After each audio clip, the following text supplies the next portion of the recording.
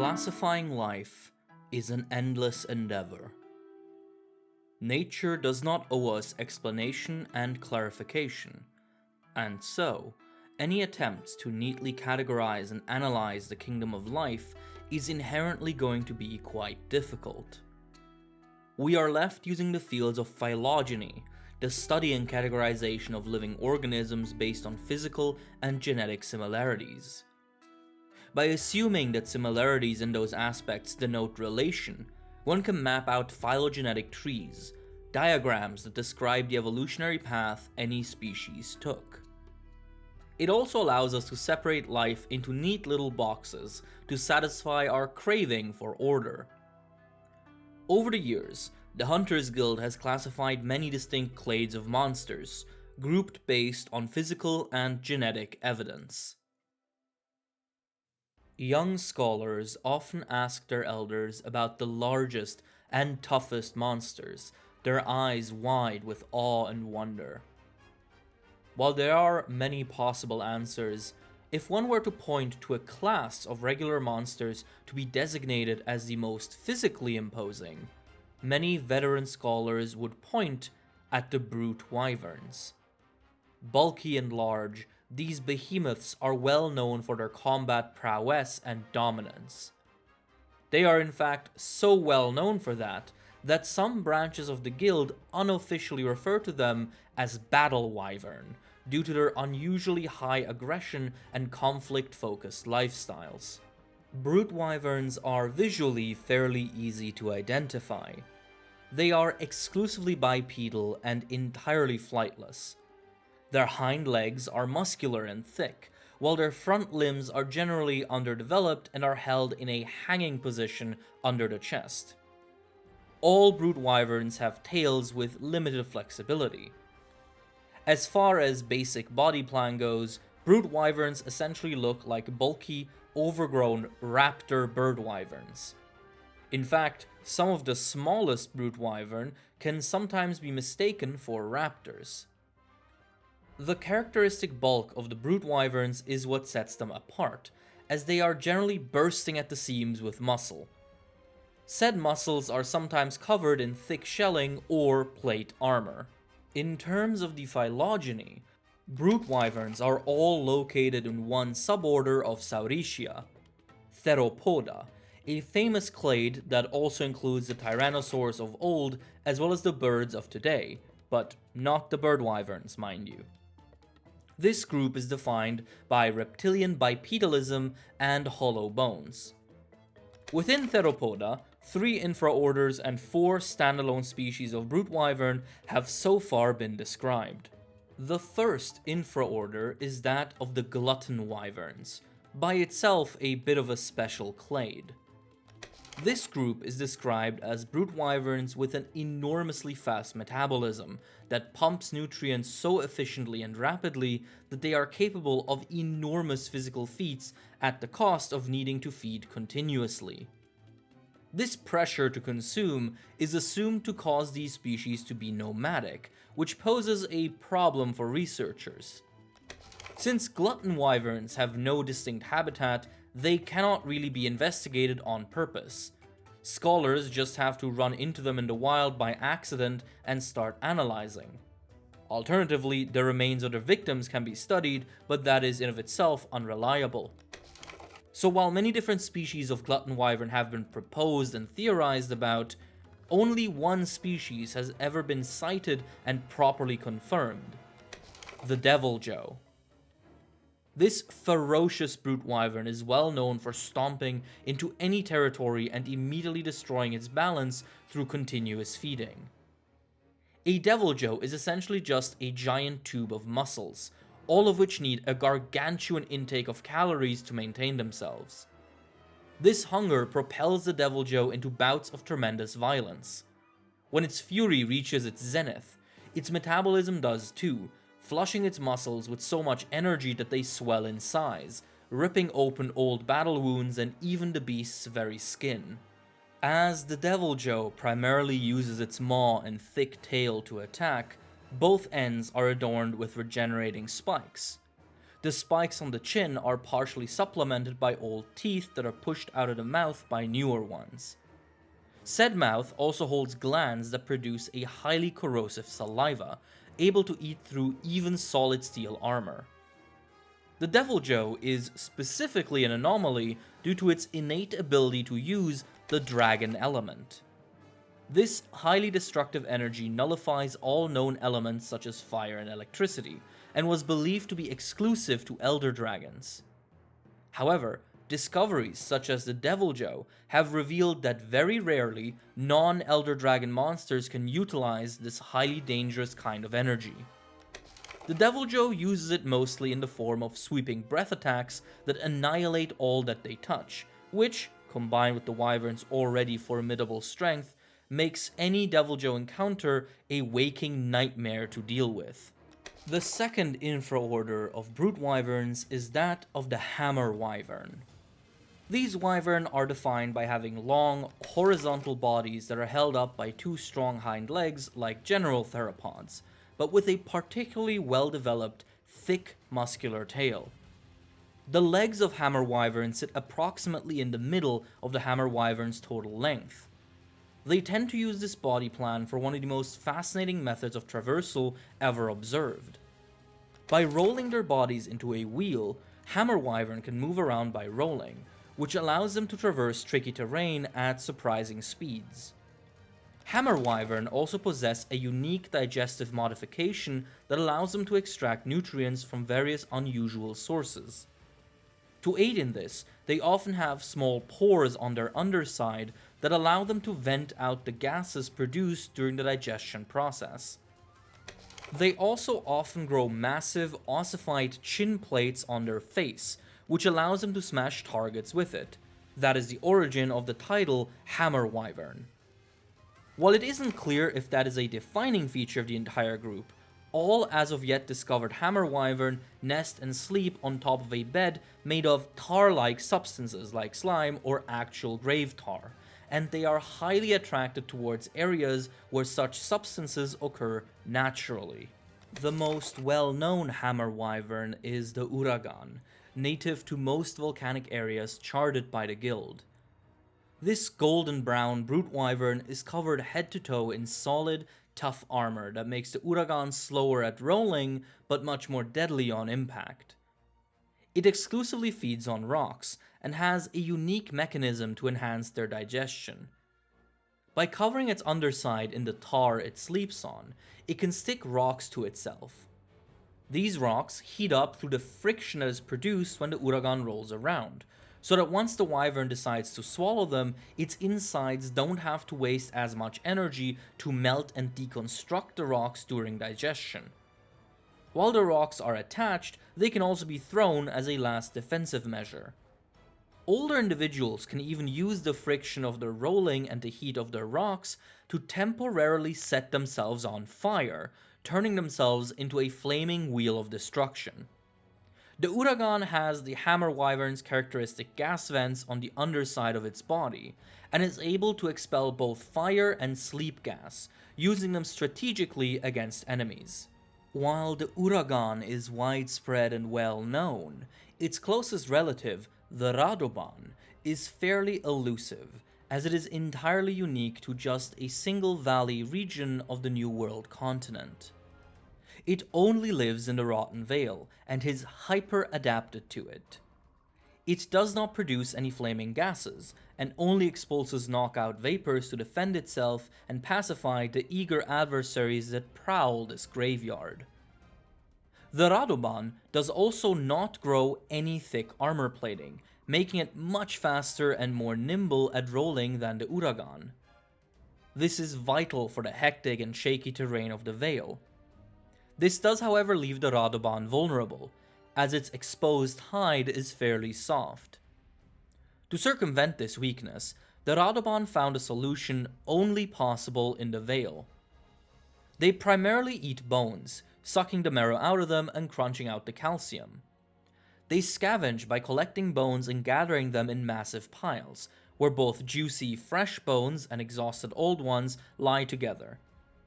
When a Radoban is about to lay eggs, it will dig underneath the bone piles and into the muddy tar beneath.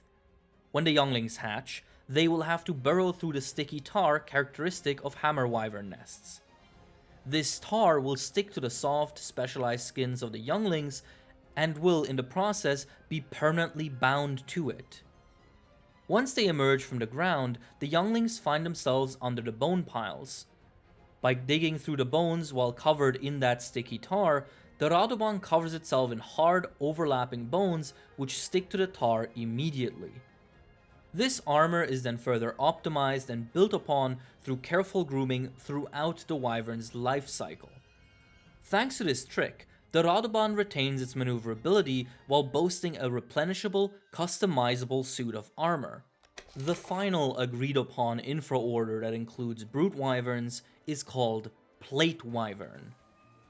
While many monsters grow thick skin structures that are sometimes colloquially called plates, Plate Wyvern are defined by the growth of a specific type of tissue, harder than almost any other naturally observed material.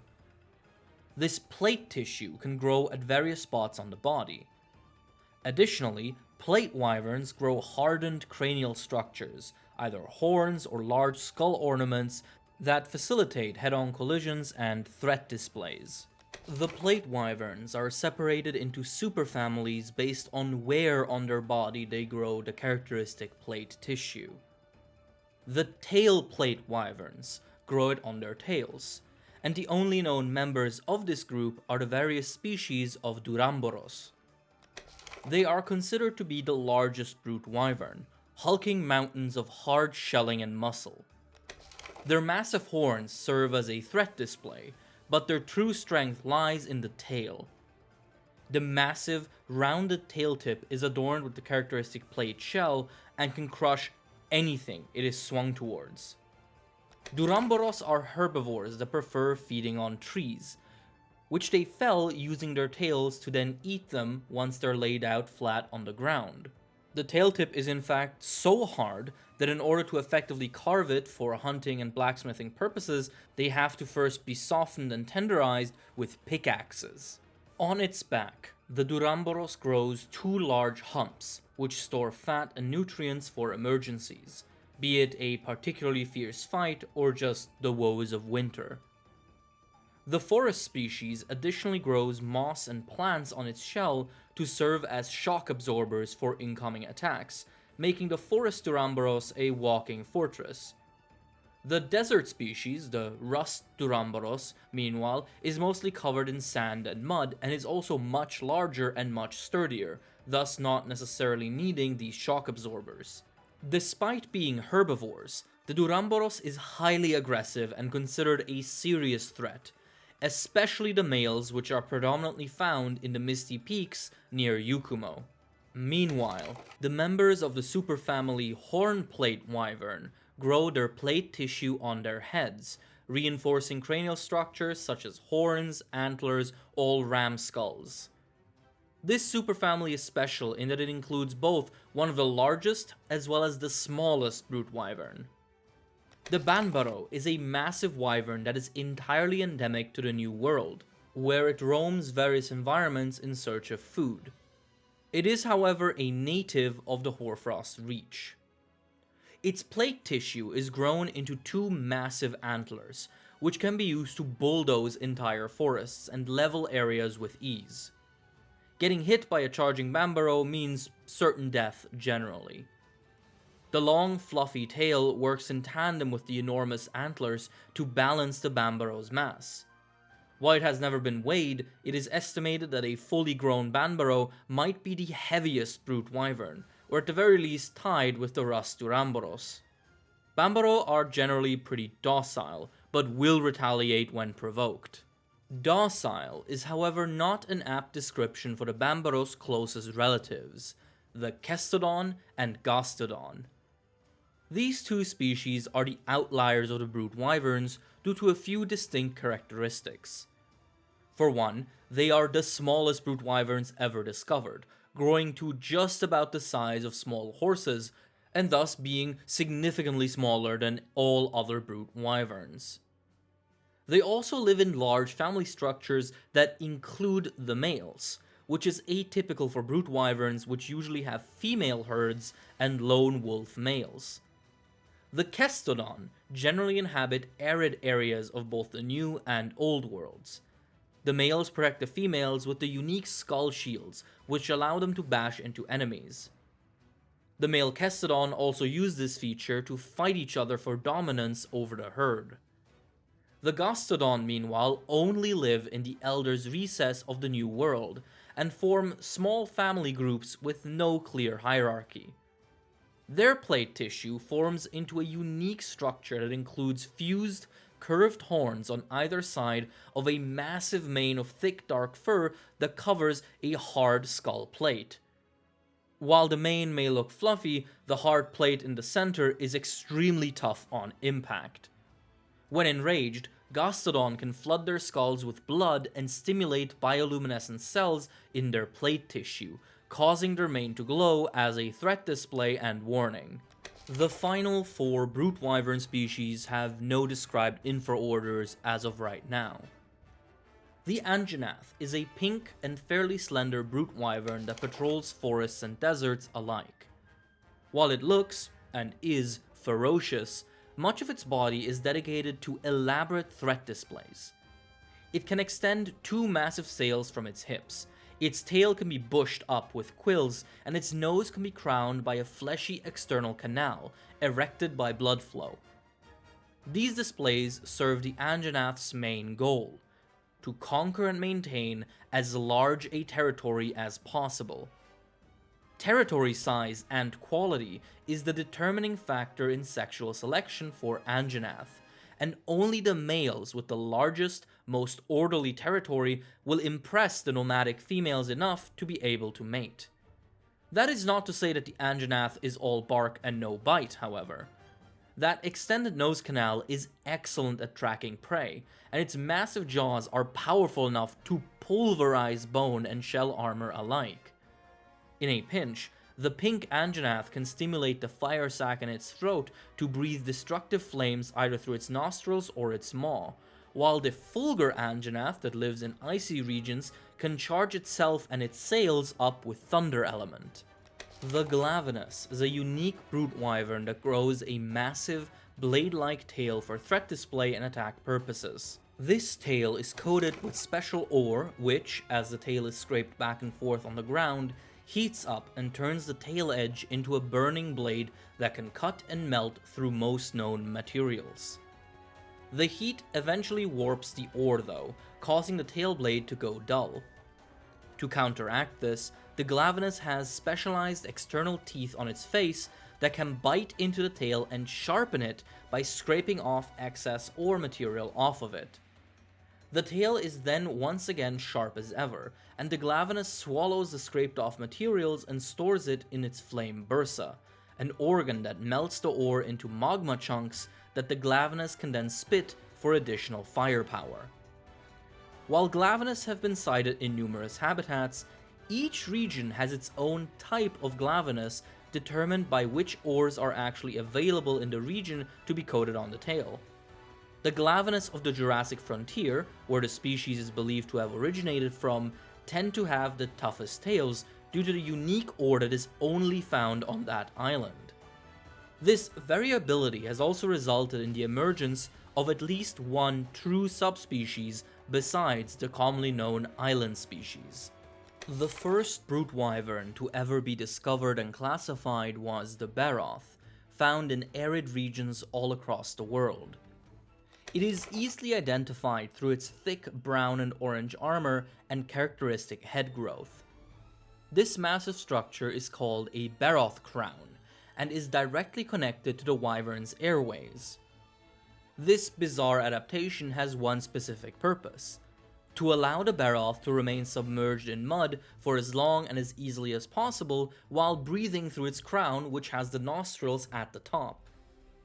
The Baroth, while exclusively living in hot climates, actually rather dislikes the heat, and thus prefers either covering itself in mud or simply sitting in the cool mud whenever possible. It also does this for feeding purposes. Baroths exclusively eat insects and bugs, many of which congregate within the mud and mud flats to nest and mate.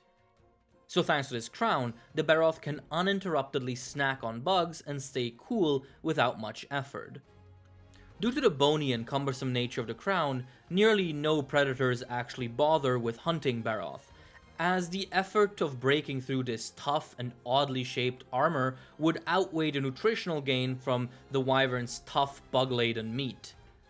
In an emergency, the Barroth can charge at opponents and even fling mud at them, but generally it will simply stay hidden if it can.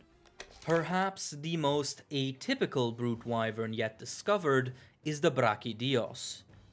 This indigo beast has strong and well-developed forelimbs with articulate fingers, crowned in thick, hardened chunks of shell armor called pounders. Using its pounders, the Brachydios' main defensive strategy involves punching prey head-on, annihilating it through the sheer destructive force of its strikes. It also grows a pounder on its head to allow for head bashes, and its tail ends in a massive, club-like growth. The Brachydios' most bizarre feature, however, is its symbiosis with a colony organism called the slime mold. In exchange for letting this organism live on and in its body, the Brachydios can profit from their unique abilities, namely their tendency to produce immense amounts of explosive heat when multiplying. By coating its pounders with the mold and stimulating it through a chemical gland at the tip of its tongue, the Brachydios can strategically place and use the slime mold to produce explosions with its strikes and leave behind slimy landmines. Should a target find itself coated in this mold, it will detonate within a short while, granting the Brachydios an easy win against most prey. This mold is passed on from parent to child, and some male Brachydios selectively seek out stronger, more vibrantly colored mold in order to further impress females.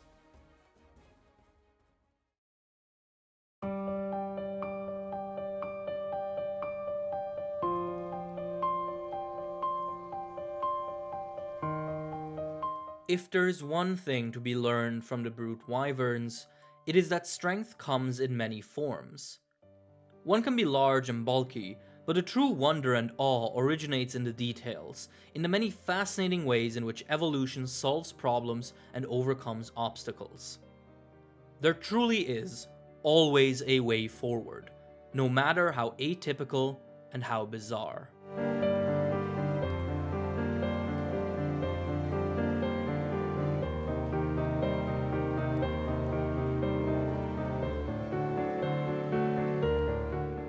Thank you all so much for watching as usual, and a very special thank you to all of our patrons. Remember, if you subscribe to Patreon, you get to see videos a little bit earlier, usually between 2 and 3 days before it goes public.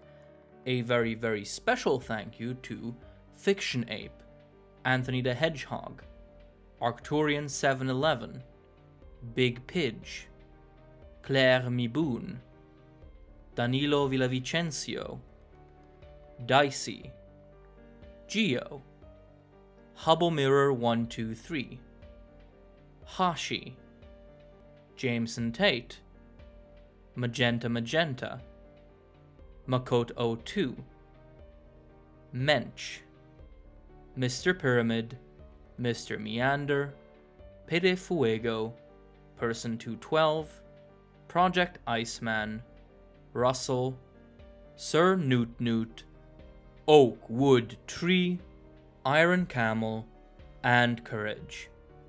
Take care everyone, and I will see you around next time. Be safe and be well. Bye bye friends.